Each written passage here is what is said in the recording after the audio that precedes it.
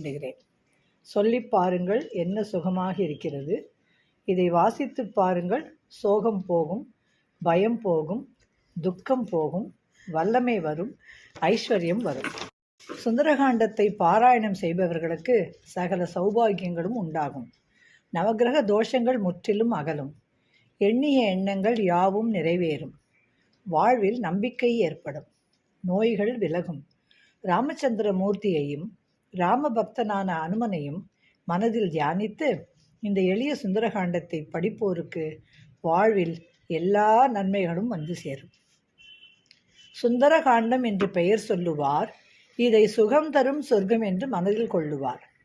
கண்டேன் சீதையை என்று காகுஸ்தனிடம் சொன்ன கருணைமிகு ஸ்ரீ ராமபக்த ஆஞ்சநேயர் பெருமை இது.